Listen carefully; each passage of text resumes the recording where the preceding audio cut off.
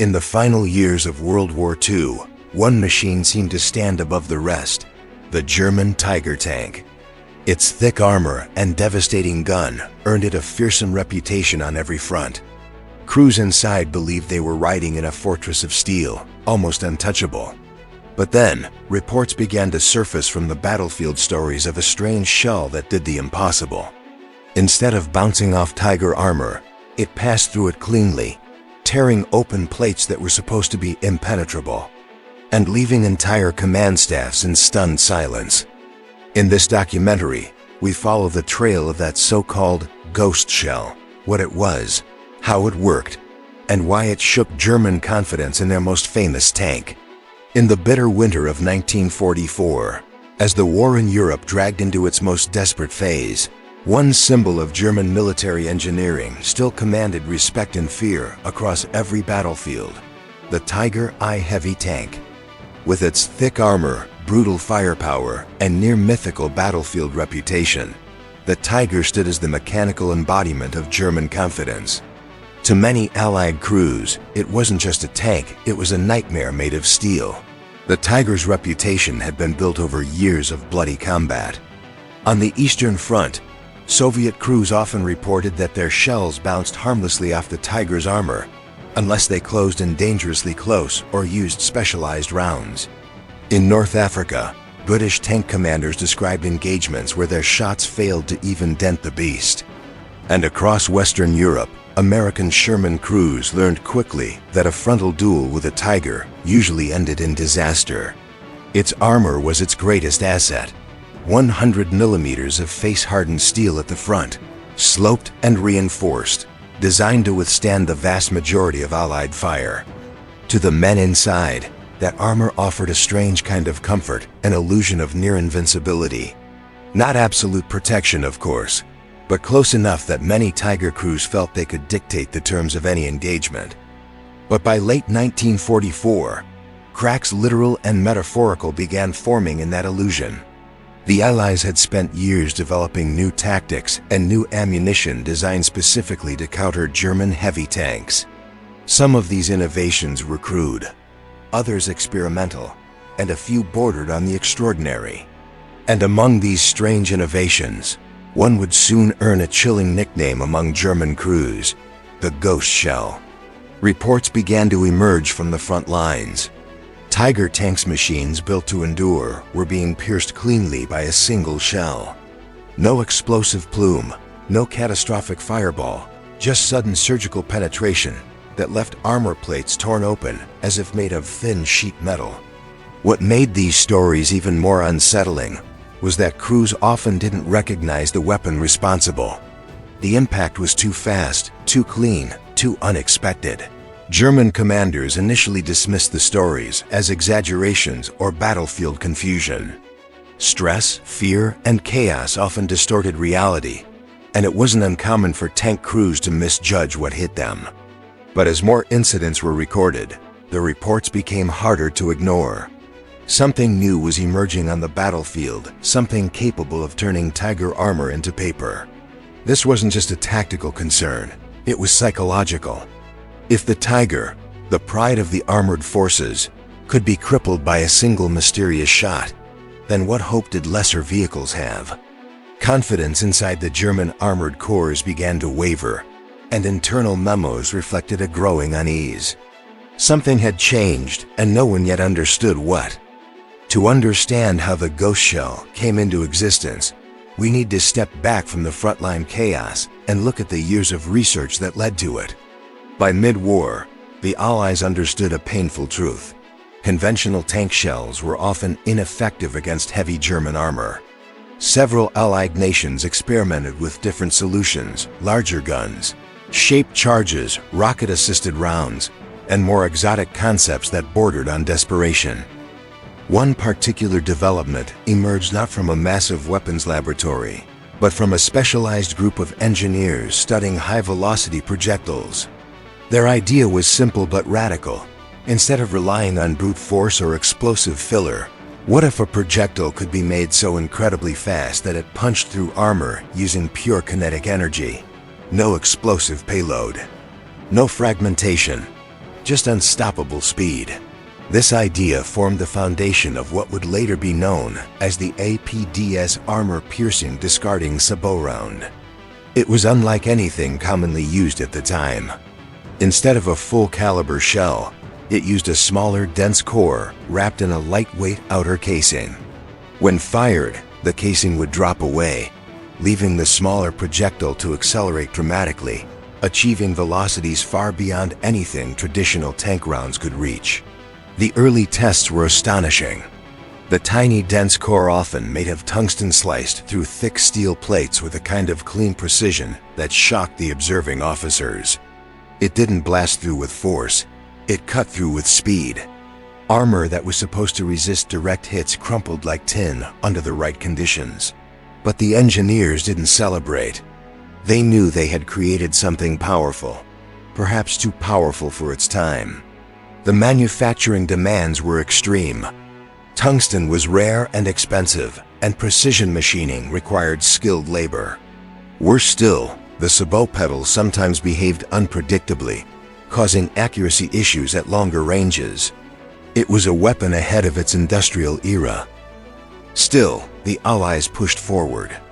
By 1944, a limited number of APDS rounds were finally ready for frontline testing. They were distributed quietly, often to select units operating British 6-pounder or 17-pounder anti-tank guns. Crews were briefed in simple terms: use these only when absolutely necessary.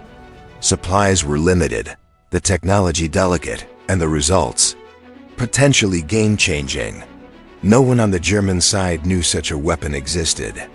Their intelligence services had intercepted rumors of new Allied shells, but nothing that matched the description of what a PDS would eventually do. So when the first Tigers fell victim to these rounds, the shock was total. The incident we will examine in this documentary takes place in late 1944 in the dense, fog-laden forests of the Western Front, an area where visibility was limited, engagements were brutal, and both sides relied heavily on armor to hold key positions. It was a place where reputations were built and destroyed. A British anti-tank unit, positioned in a small clearing near a crossroads, had received a small shipment of experimental rounds. Among them, several APDS shells fitted for the powerful 17-pounder gun, a weapon already feared by German armor crews. Unknown to the German forces approaching the sector, this gun and its new ammunition were waiting quietly in the tree line. The British crew didn't know exactly what to expect. Their commanding officer had warned them only that these rounds hit harder and faster than anything you've fired before. The soldiers were skeptical. They had heard claims like that before, and war had taught them to temper expectations. But when they handled the ammunition, they noticed something strange.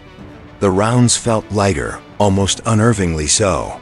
At first, some worried this meant the shells were weaker. A lighter projectile usually meant less penetrating power. But their sergeant reminded them, it's not about weight. It's about speed. Trust the engineers. Whether the crew believed him remained uncertain, but they loaded the shells into their ready racks regardless. What none of them realized was that within hours, they would witness firsthand why German intelligence would later label this ammunition ghost shells, because they struck so fast and so cleanly that crews often didn't see or hear the projectile that killed their tank. The German column approaching that sector included several armored vehicles, but its centerpiece was a Tiger I positioned near the front. Its commander, a veteran officer named Oberleutnant Hermann Weiss, had survived multiple engagements against British and American armor. He placed enormous trust in his tank. To him, the Tiger was not only a machine of war, but a symbol of German engineering at its finest. Weiss had fought on the Eastern Front for months before being transferred west.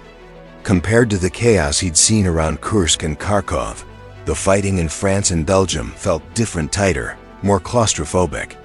The forests were dense, the towns old and narrow, and the roads clogged with retreating units. Yet he remained calm. In his mind, the Tiger was still the deciding factor. If he positioned his tank correctly, No allied vehicle could match his firepower or his armor. Inside the Tiger, the mood was confident. The driver hummed quietly to himself as the engine growled beneath him. The gunner polished the sighting mechanisms, making sure everything was aligned perfectly. The loader stretched his arms and prepared the heavy 88mm rounds, stacking them neatly for quick access. These men had survived together, fought together, and believed in the steel shell surrounding them. As the column rolled through the forest path, WWII scanned the tree line with his binoculars. The fog was thick, muting colors and dulling sound. It was the kind of weather where anything, ambushes, mines, hidden guns, could lie ahead. Still, he felt secure. Even if the Allies tried something, he trusted the Tiger to pull his crew through. After all, it had done so many times. He did not know that just a few hundred meters ahead, concealed behind branches and mud-covered camouflage nets, a British 17-pounder gun crew waited in silence, watching the German column crawl closer. The British anti-tank position had been chosen carefully. Their gun faced a narrow gap between two large oak trees, an opening just wide enough for a clean shot. To the right, a shallow trench provided cover for the crew. To the left, brush and foliage hid their ammunition crates. The gun's barrel poked forward like a spear in the undergrowth. Corporal Hayes, the gun commander, crouched beside the trail of mud leading to the gun's breech. His men had practiced loading the new APDS rounds earlier that morning, still unsure of what to expect. Hayes himself felt a mixture of curiosity and unease. He had heard rumors from other regiment stories of shots that pierced armor cleanly without the usual explosion. He didn't know if the stories were true or exaggerated. But one thing he did know: the German armored column approaching them contained at least one Tiger. And if these new rounds were as effective as the engineers claimed, today might be the day the legend of the Tiger cracked. The first sign of the approaching column was the distant vibration through the ground. Heavy tanks had a distinct rumble, deeper and steadier than lighter vehicles. The British crew froze, instincts taking over. Hands tightened on equipment, breaths quieted. The loader, Private Callum Knox, whispered, "Sounds like a big one." Hayes simply nodded. Moments later, the unmistakable silhouette of the Tiger emerged through the fog, its turret slightly offset, its barrel elevated as it rolled over uneven ground. The crew could see the thick tracks churning mud and the angular armor plates glinting faintly through the mist. Hayes lowered his binoculars. "That's our target," he said softly. "Gun ready?" Knox patted the experimental APDS round in his hand. It was slimmer than a normal shell, wrapped in its lightweight sabot casing. "Ready, Corporal." The 17-pounder's barrel tracked slowly, following the Tiger as it moved into the narrow kill zone. The crew knew they had only seconds to act. Shermans needed multiple shots to kill a Tiger. British 6-pounders had to hit from the side or rear. But today, they held something entirely new. Hayes whispered, "Load APDS." Knox slid the round into the breech. The metallic clack echoed softly. The gun felt strangely different when loaded with a PD slider, somehow quicker, as if eager to fire. Meanwhile, inside the Tiger, WWII scanned the road ahead. Something felt off. The forest was too quiet. No birds, no distant gunfire, no movement. He frowned. "Driver, slow advance," he said. The Tiger's speed decreased as the engine settled into a quieter growl. WWII continued searching the forest edges, but the British crew remained invisible. Their camouflage, combined with the heavy fog, masked their position perfectly. The Tiger rolled forward, unaware it had wandered into the jaws of a weapon designed specifically to defeat it. Hayes exhaled slowly. "Range, 170 meters. Good enough." The gunner adjusted the sight, aligning the crosshairs on the Tiger's frontal plate. Hitting a moving target was always challenging, but the Tiger was advancing slowly, making the shot almost ideal. For a brief moment, time seemed to freeze. Knox held his breath. Hayes placed his hand on the gunner's shoulder. The Tiger rolled deeper into the kill zone, its massive frame filling the sight picture. Then Hayes gave the order. Fire! The 17-pounder recoiled violently, kicking up dirt and leaves. The APDS round shot out of the barrel at incredible speed, far faster than a traditional shell. The sabot casing peeled away mid-flight, leaving the dense tungsten core streaking toward the Tiger like an invisible spear. 39. Inside the Tiger, the crew heard a faint ping, not the thunderous impact they expected, but a strange, almost delicate sound. The loader glanced at Weiss. Did something hit us? Weiss wasn't sure. It didn't feel like a proper anti-tank round. Then the front armor plate, thick, hardened, and angled, opened up as if sliced by a blade. A perfect hole appeared where solid steel should have stopped the shot. The tungsten core continued through the tank's interior, severing cables, tearing through equipment, and cracking the backplate before exiting cleanly. The crew inside didn't understand what had happened. No explosion, no shrapnel. Just sudden chaos, dust, sparks, and the smell of scorched metal. Weiss felt the shockwave pass behind him, not from heat or fire, but from pure velocity. Hit! We're hit! The gunner yelled, staring at the circular wound in the front hull. It looked unreal, too clean, too precise. What kind of shell does that? Weiss's mind raced. He had seen Tigers take direct hits before, but always with loud impacts, spalling, explosions, or jagged breaks. This was different. This was surgical. Driver, reverse, he shouted. But the Tiger lurched only a few meters before stopping abruptly. Damage to internal components had crippled it. Outside, the British crew watched in stunned silence. They expected a fireball, a plume of smoke, or at least visible external damage. Instead, the Tiger simply shuddered, slowed, and halted. Hayes blinked. Did it go through? The gunner whispered, "Corporal, I think it just punched through the armor like it was nothing." Hayes didn't celebrate. He simply stared at the Tiger, awestruck. He had seen what a PDS could do during testing, but seeing it happen to a Tiger, one of the most feared tanks of the war, was different entirely. Weiss climbed partially out of the turret, coughing. He scanned the hull and saw the clean entry hole. It didn't look like the aftermath of a typical anti-tank strike. There was no explosive residue, no fragmentation pattern. Just a perfectly bored tunnel through his armor. His voice trembled as he muttered, "What weapon does this?" The German infantry accompanying the tank stared as well. Rumors had circulated of new Allied weapons, but no one expected something like this. A Tiger disabled by a single shot that left behind almost no visible damage. Weiss ordered his crew to bail out before the British fired again. As they scrambled from the turret, smoke started rising from the engine compartment. The APDS core had sliced through critical components. But there was still no fireball, no catastrophic explosion. The tank simply died. For the British crew, the moment felt unreal. Knox whispered, "Is that it?" Hayes nodded slowly. "One shot, one round. And a Tiger's done." He looked at his men. "Gentlemen, I think we've just witnessed history." Word of the incident spread quickly. Officers arrived to inspect the wreck. Engineers took photographs of the hole. Reports were sent up the chain of command, describing the astonishing penetration. Some even compared it to a hot knife passing through butter. On the German side, the event caused shock and confusion. Officers debated whether this was a new type of Allied explosive round, a shaped charge, or something else entirely. No one had a clear explanation. But the term whispered among tank crews that evening would stick for months. Geistschuss, the ghost shot.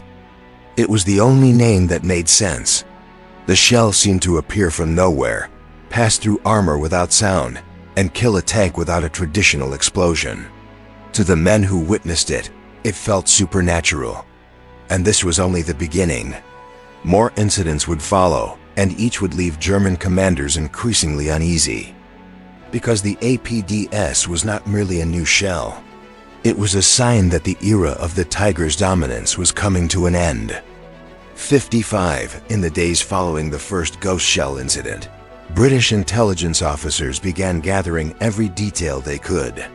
The Tiger, still sitting in the muddy clearing with its armor cleanly perforated, became an engineering curiosity. Specialists crawled through it with measuring tools, sketchbooks, and cameras. They weren't just studying the damage, they were documenting the birth of a new era of anti-tank warfare. The penetration hole, barely larger than a man's thumb, was almost unnervingly smooth. Traditional armor-piercing rounds left jagged, torn metal behind them. Explosive shells created spalling and fragmentation scars, but this was different. The interior edges were polished by the round's sheer velocity, as if the tungsten core had melted through. Though metal analysis later confirmed it hadn't melted anything, it had simply cut through with raw kinetic energy. Reports were compiled and circulated throughout Allied command. Most officers reacted with excitement, finally, a reliable way to counter the dreaded Tiger. Others reacted with caution. APDS rounds were still experimental, limited in supply, and notoriously finicky.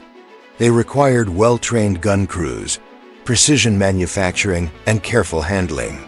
But no matter the limitations, the Allies now possessed something they had been desperate for. A weapon that shattered the myth of the Tiger's invincibility. 58.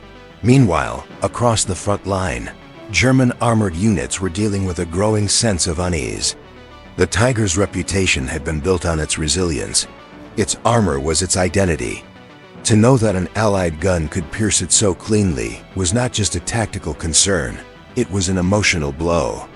Rumors spread quickly, whispered among tank crews huddled around evening fires or crouched beside their idling vehicles. Some dismissed the story as Allied propaganda.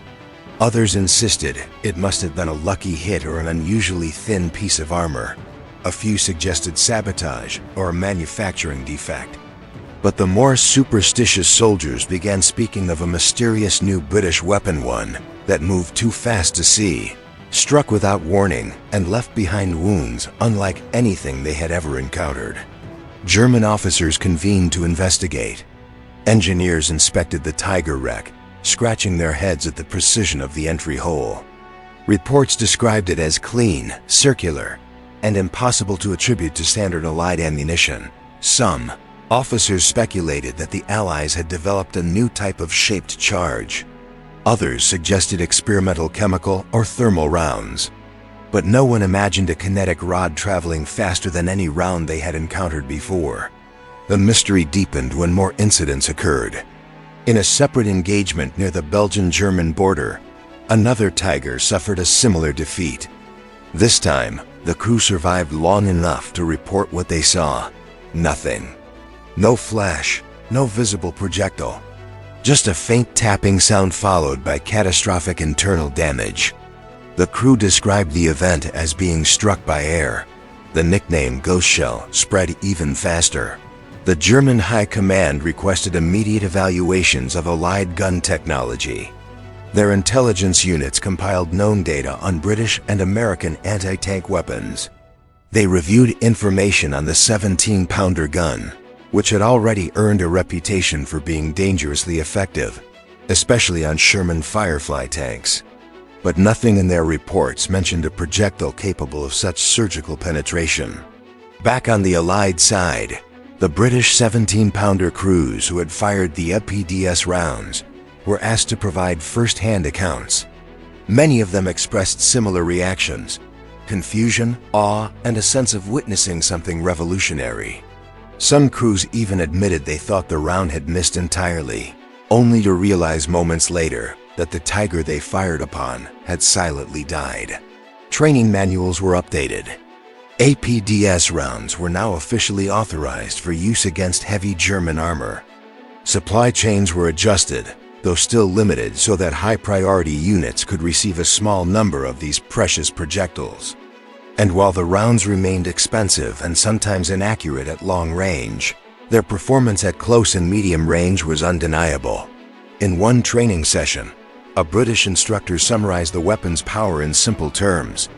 This round doesn't need permission from German armor. It goes where it wants, but not all British crews were immediately confident.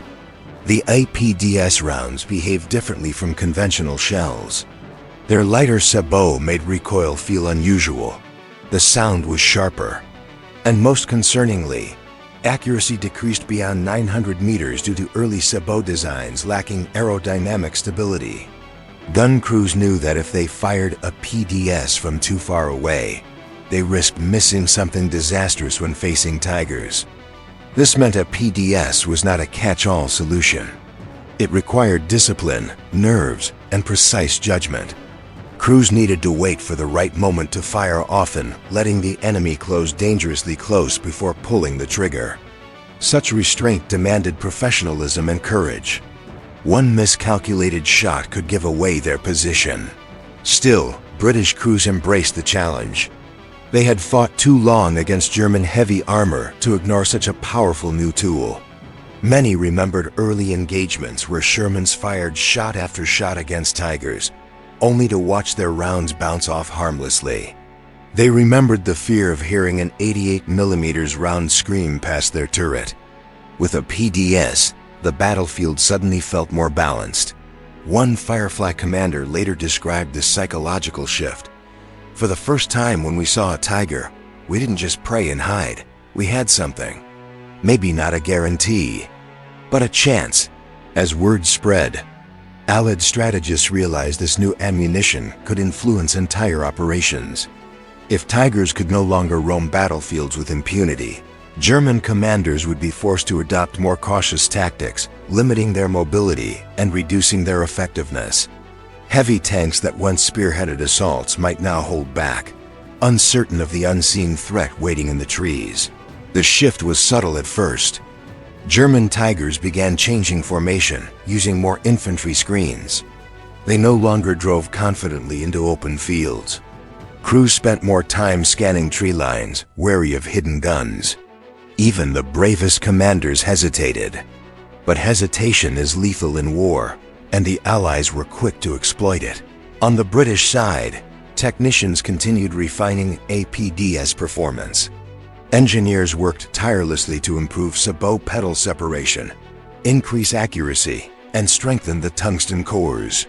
Every improvement was precious, because each successful APDS hit meant one less Tiger dominating the battlefield, and one more step toward breaking the German heavy armor doctrine. But while the Allies celebrated these technological advances, they also grappled with an uncomfortable truth. Tungsten supplies were running dangerously low. The metal was vital not only for ammunition, but also for tools, machining equipment, and aircraft parts. Tungsten shortages meant a PDS production would always be limited. This scarcity added another layer of mystery for the Germans. They struggled to comprehend why the new Allied rounds were so rare. Some assumed they were prototypes. Others believed the Allies had discovered a flaw and discontinued production.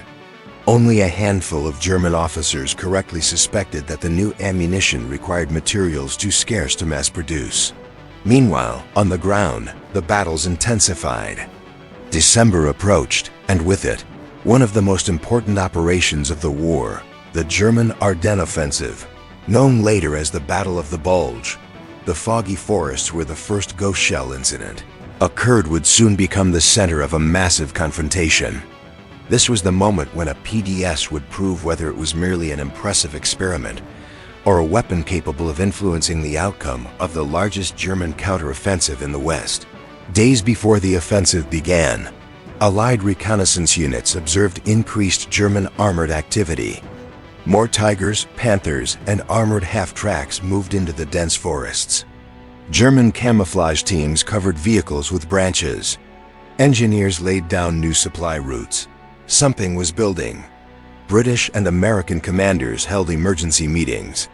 They feared a large German assault, but didn't know where or when it would strike. Intelligence reports were contradictory, fragmented, and often confusing. Still, they prepared their defenses. In these tense hours, British anti-tank crews received their final shipments of a PDS ammunition. The crates were small, but to the crews, they felt like treasure chests. They cleaned their guns, checked their sights, and rehearsed firing drills. They understood that if the Germans launched their long-rumored counterattack with Tiger spearheads, APDS could be the difference between holding the line and being overrun. One of these crews belonged to Sergeant Robert Merrick's unit, a group of disciplined, experienced anti-tank specialists stationed near a strategic road junction deep in the Ardennes. Their 17-pounder gun sat dug into a camouflaged embankment overlooking the narrow valley. It was a perfect firing position, but it offered no escape route. If the Germans found them, they would have to stand and fight. Merrick gathered his crew the night before the attack. The men huddled in the cold, their breath fogging the air. He held up an APDS round and said, "This is what we have. Use it wisely. Save it for the big ones." The men nodded, their faces illuminated by the dim glow of a lantern. None of them slept well. The forest whispered with uneasy silence. Snow drifted lazily through the branches. Somewhere in the distance, a lone artillery shell cracked, then faded. And beneath it all, the men sensed a storm coming. At dawn on December 16th, the forest erupted. The German Ardennes offensive began with a thunderous artillery barrage. Shells rained down on Allied positions. Radio traffic exploded with frantic calls. The ground shook violently as German infantry and armor surged forward through the fog. Merrick's crew scrambled to their gun. Snow covered the canvas sheets. The metal was freezing to the touch. The loader cursed as he brushed ice off the ammunition. The gunner peered through the mist, trying to identify shapes in the chaos below. Minutes later, they heard it, the deep, unmistakable roar of heavy tank engines. Multiple engines. Close. Too close. Merrick felt his heartbeat quicken. "Eyes up! Look for tigers or panthers. Those are our targets." The first shapes emerged through the fog, German half-tracks moving in fast columns. Infantry poured forward, firing as they advanced. But Merrick did not order a shot. Half-tracks weren't the priority. Their job was to break the armored spearhead. Then, through the dense fog, a silhouette appeared behind the half-tracks. Boxy turret, tall profile, thick frontal plate. A Tiger, 89, the crew tensed. The gunner steadied his breathing. The loader's hand hovered over the APDS round. Merrick watched the Tiger advance steadily, its turret scanning left and right. "Hold," he whispered. The crew waited, sweat chilling beneath their uniforms despite the winter cold. The Tiger moved deeper into the valley. Its armor glinted faintly in the pale morning light.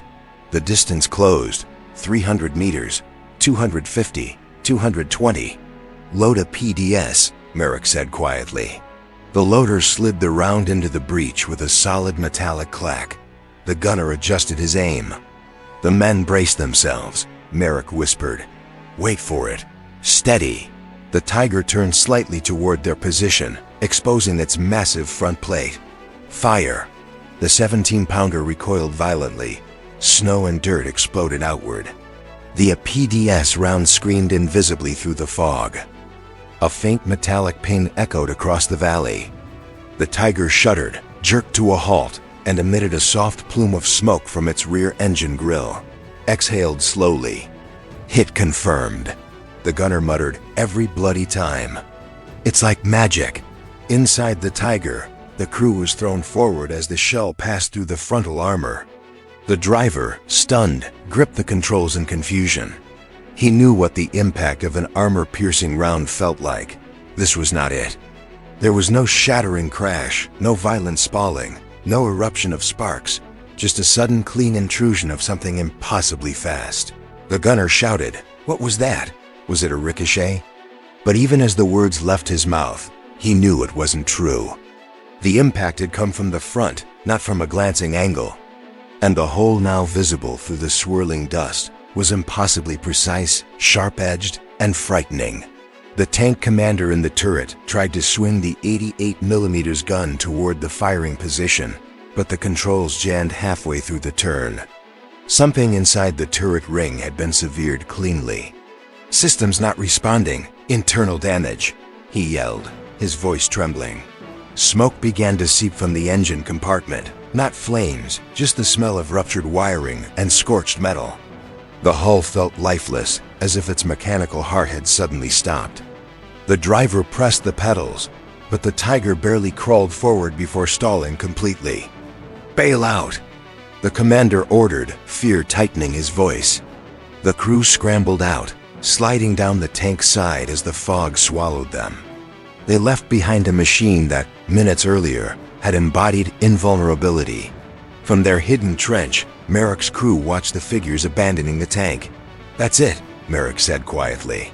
"One Tiger down. Keep scanning, we're not done yet." Because the sound of engines in the valley had not stopped. In fact, it grew louder. Another Tiger, followed by 2 Panthers, moved up the line. German armor was pushing hard, determined to break through the Allied position and exploit the gap with infantry and half-tracks. The British crew knew the truth. They had only a handful of APDS rounds left, enough for perhaps 3 or 4 decisive shots. If the German tanks spread out or rushed their position, survival would not be guaranteed. The second Tiger stopped briefly behind the wreck of the first, its commander peering out from the turret with binoculars. He saw the clean entry hole. He saw no external explosive damage. He saw no fire. It made no sense. "That cannot be a normal shell," he muttered. "What did this?" He knew they were being targeted, but he did not know by what. "Panzer Grenadiers, forward, sweep the tree line." He shouted. German infantry began advancing up the slope, rifles ready. Merrick crouched behind the 17-pounder. "We need to hit that second Tiger before the infantry gets too close. Load another APDS. Make it count." The loader nodded, his hands shaking slightly as he grabbed the precious round. The second Tiger rolled forward cautiously. Its commander was more careful than Weiss had been. He kept the turret rotating, scanning the tree line, expecting an ambush. The fog made everything ghost-like, distorting depth perception and sound. Merrick watched through field glasses. "Not yet. Not yet. Let it clear the wreck." The crew felt the pressure mounting. They were loading the most advanced anti-tank ammunition in the world, but they also knew one misfire could doom them. The Tiger crawled past the smoldering wreck of its twin. Its side armor angled slightly toward Merrick's position. It was an opportunity rare, but perfect. "Fire!" Merrick commanded. The 17-pounder roared again. The recoil hammered the ground. Another APDS round screamed invisibly through the mist. This time, the round struck the Tiger's turret cheek plate. The tungsten core drilled through the armor, ricocheted off internal fittings, and punched through the opposite side of the turret in a single devastating motion. The German commander inside felt a wind pass by his head. He never saw the projectile. He heard only a metallic hiss and the cracking of metal like thin wood under pressure. The crew panicked. The loader screamed, "We're pierced." Through both sides, the turret systems jammed. Ammunition storage was compromised. Hydraulic fluid sprayed into the air as the round exited. The Tiger lurched hard to the right, its driver fighting the controls, but the damage was terminal. Like the first Tiger, it slowed, sputtered, and died. When the turret hatch opened, the commander emerged trembling. He looked at the twin holes punched clean through his turret. "This isn't possible," he whispered. "Not with any Allied gun. Not at this distance." German infantry faltered at the sight of a second Tiger, silenced by an unseen threat. Their momentum stalled. Confusion spread. Some shouted that the Allies were using new-shaped charges. Others insisted it was a flanking shot. None of the theories matched the reality. Meanwhile, Merrick's crew celebrated silently, not with cheers, but with stunned relief. This was unprecedented. 2 Tigers knocked out with 2 shots. "We might actually hold them," the gunner murmured. But their situation was still dangerous. German Panthers were approaching, and their APDS supply was almost gone. The first Panther advanced fast, using the terrain more intelligently than the Tigers. Its commander kept the hull angled and the turret scanning low, clearly aware of the general direction of the British gun, though unable to pinpoint it. Panthers, unlike Tigers, had sloped frontal armor that was notoriously efficient at deflecting conventional rounds. However, APDS rounds, with their incredible velocity, could still penetrate the Panther's glacis at certain angles. Merrick steadied himself. "Loader APDS, this is probably our last clean shot, so make it perfect." The loader nodded, sliding the round home. Sweat dripped from his forehead despite the freezing cold.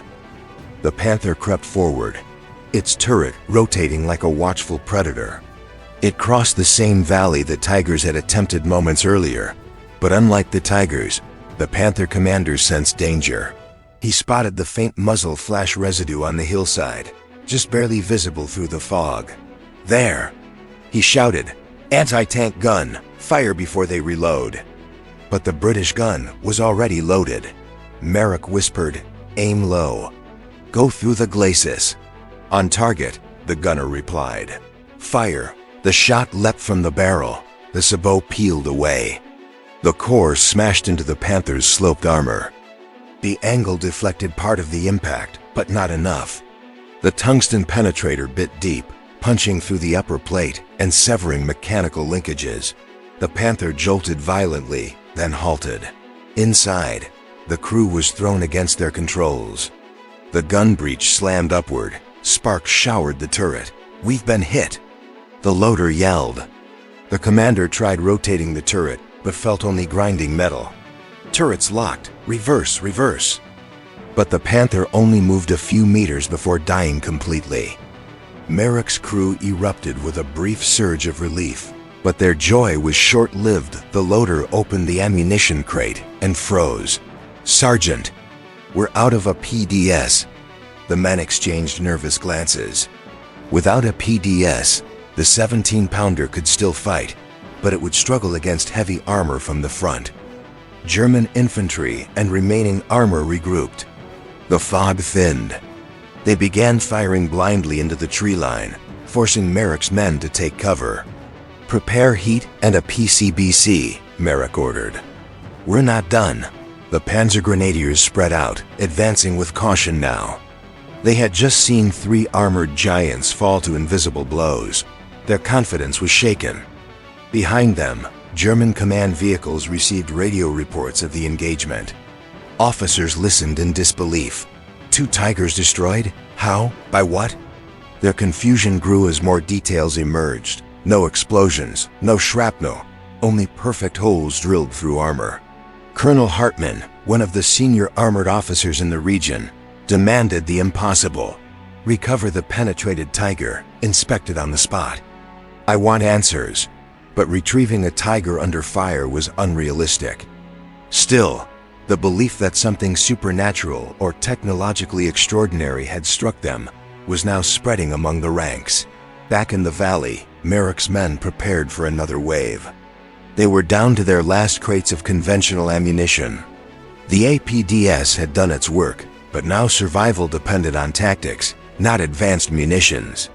The German forces, shaken but determined, attempted one more armored push-3 Mark IVs and a Panther that had survived the initial confusion. They advanced cautiously, infantry screening ahead of them. Merrick repositioned the gun slightly to face the new threat. "Get ready for rapid fire. Aim for tracks. Slow them down." The Mark IVs were not Tigers, but they were still dangerous. Their long-barreled guns could shred infantry and light vehicles. Merrick's crew fired repeatedly, hitting the first Mark IV in the track and immobilizing it. German infantry dived behind cover. The battlefield descended into chaos: rifle fire, machine gun bursts, and artillery impacts merging into a single overwhelming roar. But despite everything, the German advance slowed, then stalled.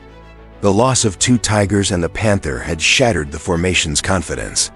And with their spearhead broken, the entire axis of advance faltered. By midday, the German assault in the valley collapsed. The remaining armor retreated under covering fire. The forest echoed with the sound of engines reversing back into the fog. Merrick leaned against the cold metal of the 17-pounder, exhausted. His crew slumped beside him, breathing heavily. They had survived one of the fiercest engagements of their lives, and they knew exactly why. Without a PDS, the Tigers would have crushed them. The men looked across the valley at the silent hulls of the destroyed Tigers. The holes in the armor gleamed like dark, accusing eyes. The legend of the Tiger had not just been challenged, it had been decisively broken. And somewhere, deep inside German command, panic was growing. They had witnessed something unprecedented. Something they could not explain. Something they feared would change the balance of armor warfare forever. The ghost shell was no myth. It was real, it was effective, and more terrifying than anything else. It was only the beginning. News of the destroyed Tigers traveled faster than the German retreating units themselves. Within hours, frontline dispatches reached higher command posts, carrying descriptions that sounded more like ghost stories than military reports. Silent penetration, impossibly small entry hole, no explosive residue, complete mechanical failure in seconds. The details were so unbelievable that some senior officers initially dismissed them as panic-induced exaggerations. But the panic was real. For the first time since their creation, the Tiger Crew's elite, handpicked and trained to believe in the supremacy of their armor, felt genuine fear. Not fear of the enemy they could see, but fear of the enemy they could not explain. An invisible threat was stalking their machines, piercing the strongest armor in the German arsenal with surgical precision. Colonel Hartmann gathered his staff in a dimly lit bunker beneath a ruined farmhouse. The room reeked of damp wood, diesel fumes, and anxiety. Maps lay scattered across the table, covered in pencil marks and hurried annotations. The officers around him spoke in low, tense voices. Hartmann slapped a report onto the table. 3 Tigers disabled by a single shot each, he said, disbelief straining his voice. No explosive signature, no fire damage, just holes, perfect holes. He stared at the photographs, grainy images showing clean circles punched through thick armor. What weapon does this? What physics allow this? A young lieutenant tried to offer a theory. Perhaps a shaped charge fired from a recoilless rifle? Hartmann shook his head. Impossible. The angles don't match. And even shaped charges leave spalling and deformation. This, he tapped the photo again. This is too clean. Another officer, older and more rigid, murmured, "Some crews are calling it a ghost shell." The room fell silent. Hartmann glared at him. "We do not fight ghosts. We fight the British and the Americans.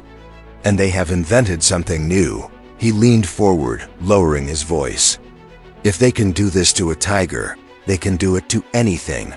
Panthers, King Tigers. Our entire armored doctrine could collapse." The grim weight of his words settled over the room like a suffocating blanket. Meanwhile, on the Allied side, the psychological momentum was shifting just as dramatically. Though the British crews were exhausted, they knew they had done something historic. The 17-pounder gun teams, long overshadowed by stories of Sherman tanks being helpless before Tiger armor, were suddenly the heroes of the battlefield. In a forest clearing not far from the valley, Sergeant Merrick sat with his crew, warming their hands near a small fire. Snow continued falling softly around them, muting the distant rumble of artillery. None of them spoke for a while. They simply stared into the flames, silently processing what they had endured. Finally, the gunner said, "Do you think we changed the course of the battle?" Merrick didn't answer immediately. He picked up an empty APDS casing, turning it between his fingers. "Maybe," he said. "Or maybe we changed something bigger. Maybe today." The Tigers realized they're not invincible. The loader nodded slowly. I saw the look on those crews' faces. They didn't understand what hit them. Like they were fighting an enemy from the future. Merrick exhaled, his breath drifting into the cold air. Maybe they were, but the climax of the story was still unfolding, not in the forest, but in the decisions made behind German lines that evening. Hartmann, still gripping the photo of the pierced Tiger turret, made a decision that would echo throughout the ranks. "Effective immediately," he said to his staff. "Tiger units are to avoid direct frontal engagements unless absolutely necessary. They will move only with increased infantry screens, and they will assume all forested areas conceal high-velocity Allied anti-tank guns." The orders spread across the armored divisions. Tiger crews reacted with disbelief and anger. Avoid frontal combat? The very role the Tiger had been designed for? But the evidence was undeniable. If a single British gun could disable them from distance, rushing into open ground was suicide. In one forward encampment, a Tiger commander named Lieutenant Klaus Brenner read the order twice, then threw the paper onto the table. "This is madness," he muttered. "We are Tigers. We lead, we advance. We do not hide behind infantry lines like frightened kittens." But beneath his anger lay something far more fragile doubt. His crew sat quietly around him. They had heard the rumors. They had seen the wrecks. One man whispered, "Sir, if those shells are real, maybe caution is wise." Brenner clenched his jaw. "Then we adapt. We survive. But we do not retreat." But survival would be easier said than done. As German armor hesitated, so did their infantry. The synchronization of their advance faltered. The precise, disciplined formations the German army prided itself on began to fray. Every time they saw a glint of metal in the trees, they feared the invisible shell. And in war, fear is a weapon more powerful than any projectile. For the first time in the war, German officers drafted new cautionary measures specifically because of a single type of Allied shell. They rotated their Tigers more frequently. They reinforced their flanks. They reduced advances during heavy fog, an ironic twist, considering the fog had originally shielded them. But the most dramatic change came from the tank crews themselves. Some refused to advance without reconnaissance. Others demanded to inspect every tree line. A few even insisted on firing test rounds at suspicious shadows. The ghost shell had turned hardened veterans into anxious observers of the unseen. One Tiger crew, upon hearing distant cannon fire, abandoned their tank and fled on foot, convinced the ghost shell was targeting them personally. Their officers reprimanded them harshly, but the seeds of fear had already taken root. Meanwhile, Allied intelligence intercepted increasing volumes of German radio chatter. Operators noted repeated use of certain terms: unknown weapon, silent penetration, ghost shot, new British projectile. The Allies laughed at the nickname at first, but soon realized its strategic value.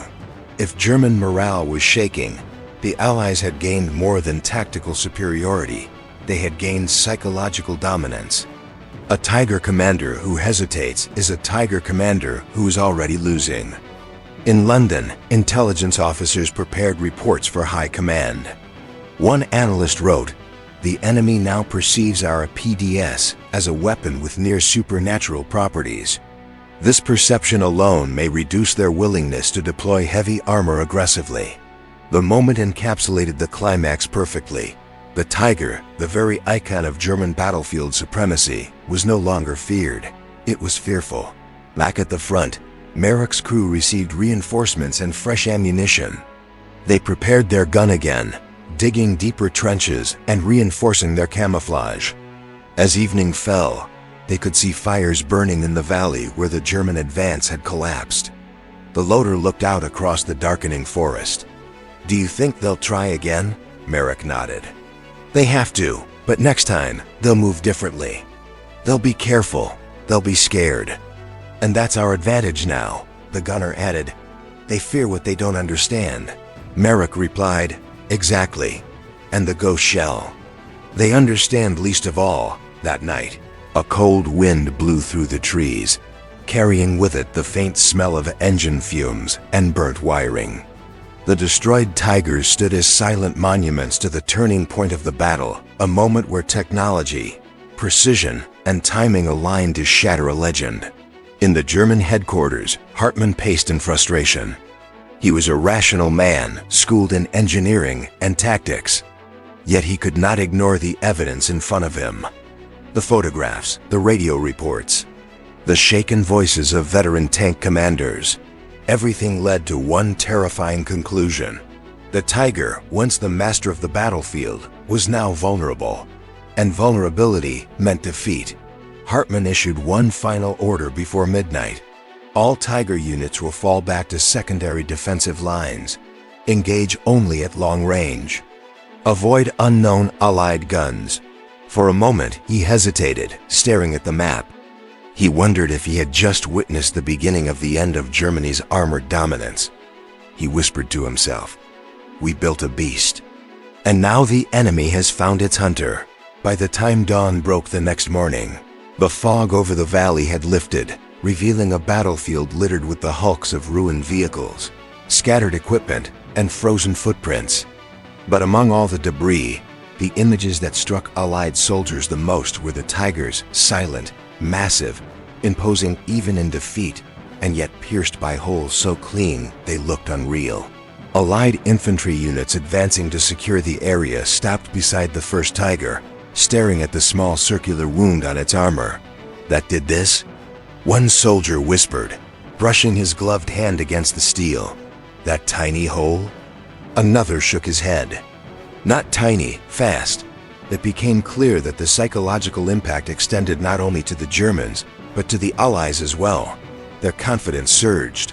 Military photographers arrived before noon, capturing detailed images of the penetrations.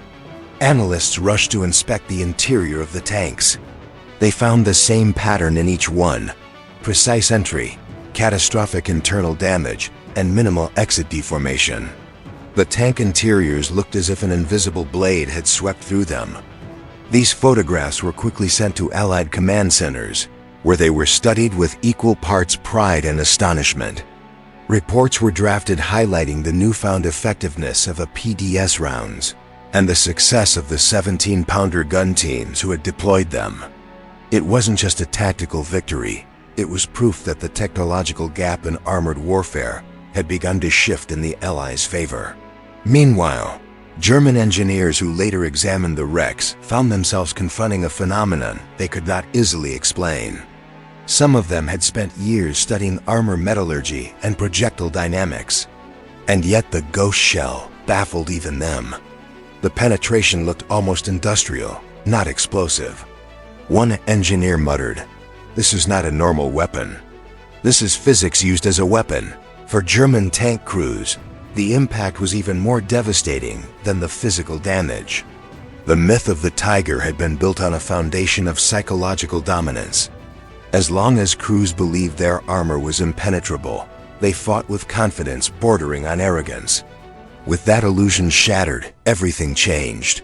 Crews began refusing to advance without reconnaissance support. Some demanded infantry screens thick enough to slow entire columns. Others insisted on firing at tree lines before moving forward, even when there was no confirmed threat. Every shadow seemed dangerous. Every silence felt like the calm before another ghost shell strike. In letters sent home during this period, some German tankers described the creeping dread. One wrote, "We fear not what we see, but what we cannot see. The enemy fires a shell that makes no sound. It drills through iron as if it is cloth." Another wrote, "The Tiger is no longer safe. We have lost our advantage." German strategists tried to adapt. They altered engagement doctrines, repositioned armor behind natural cover, and limited Tiger deployments to defensive roles. But these changes came too late. The Allies now possessed a countermeasure that required no close range, no side-angle shots, and no lucky hits. A Tiger could be defeated from the front, its strongest point. At the same time, the APDS technology, though limited in quantity, began subtly influencing broader Allied strategy. Commanders were more willing to hold key defensive lines even against German heavy armor, knowing they had a trump card in reserve. Anti-tank units were reorganized so that at least one gun per sector had access to the new ammunition. Behind the scenes, British engineers raced to refine and expand APDS production. They improved sabot separation, refined tungsten core shaping, and optimized propellant charges. They understood that this wasn't just a weapon, it was a symbol of technological superiority. If they could perfect it, the Ghost Shell could become a cornerstone of Allied anti-tank doctrine. But tungsten shortages remained a problem. Supplies from overseas were limited, and industrial demand was high. Every APDS round had to be manufactured with care, tested rigorously, and deployed sparingly. This scarcity ensured that the Ghost Shell would never be common, but that very rarity made it seem mysterious and unpredictable, fueling German fear even further. In the field, Merrick's unit received commendation for their exceptional performance. Still, Merrick felt uneasy. As he walked the valley days later, he approached the wreck of the first Tiger they had engaged. He placed a hand on the cold steel and traced the hole with a finger. "One shot," he murmured. Just one. He understood the significance, but he also understood the danger. If this weapon became the future, warfare would only grow more destructive. His crew shared similar reflections. The loader admitted, "I didn't think it would work. I thought we'd hit it and bounce like before." The gunner nodded. "Armor means less now. Speed means everything." These conversations echoed the broader shift happening across the front. Armor thickness was no longer absolute protection. Velocity-pure kinetic force was the new king. German command worked tirelessly to maintain morale. Propaganda units issued statements claiming the Tiger losses were due to ambushes, terrain disadvantages, or special circumstances. But word of the Ghost Shell kept spreading. Crews who had seen the wrecks firsthand whispered the truth in bunkers, staging areas, and supply depots. The fear could not be contained. In Berlin, senior military leaders debated how to respond. Some argued for urgent development of heavier armor. Others demanded new countermeasures, such as spaced plates or angled deflectors. But none of these solutions could fully counteract a projectile that relied not on explosive force, but on unprecedented speed. A few forward-thinking engineers suggested designing new tanks, around sloped armor and high-velocity cannons, ideas that would later influence post-war designs. The psychological shift had greater consequences than any single penetration. German armored doctrine, once aggressive and confident, now grew cautious. Meanwhile, Allied forces began pushing harder, sensing the change in momentum. In scattered villages and forest paths across the Ardennes, American and British units held their ground more firmly, knowing that even a Tiger, a symbol of battlefield terror, could now fall quickly under the right conditions. What followed was a noticeable decline in Tiger effectiveness, not because the tank became mechanically worse, but because its crews hesitated. They approached hills slower. They crossed open fields with anxiety. They chose cover over initiative. This hesitation fractured the German timetable and contributed to the eventual collapse of momentum in the Ardennes offensive. After the battle, Allied analysts examined German radio logs and intercepted transmissions. Again and again, they noticed a pattern. Frantic reports about unknown high-speed projectiles, desperate requests for air reconnaissance before advancing, and messages full of uncertainty. The Ghost Shell had become a psychological weapon just as much as a physical one. When historians later studied the battle, many pointed to this moment as a turning point, not because of the destruction of a few Tigers, but because of the realization that German armor had finally lost its aura of invincibility. The Allies had cracked the code, and once a legend breaks, it never fully recovers. In the weeks that followed, winter deepened. The forests froze. The wrecked Tigers remained where they had fallen, slowly being buried by snowfall. Allied soldiers used them as landmarks, pointing at them when explaining how they held the line. "That one," they would say, "fell to a single shot. A shell faster than anything you could imagine." Some soldiers even took pieces of the pierced armor as souvenirs. Small circular fragments were passed around mess tents like relics of a miracle. Each piece bore silent testimony to the day when physics defeated brute strength. For German forces, the aftermath meant recalibrating their entire approach to armored warfare. They realized too late that no tank, no matter how thick its armor, could remain dominant forever. Technology evolves, and the enemy adapts. Hartmann eventually received confirmation from engineers. The penetrations did indeed resemble those caused by experimental high-velocity kinetic rounds, though German research had been unable to produce them reliably. He held the report for a long time, staring at the words. "So that's it," he whispered. "They built the future before we did." For Merrick and his crew, the war continued, but something in their perspective had changed. They no longer felt like underdogs fighting against unstoppable machines. They felt like participants in a technological revolution, one that would define warfare long after the guns of 1944 fell silent. And as both sides licked their wounds and prepared for the next phase of the conflict, one truth had become undeniable.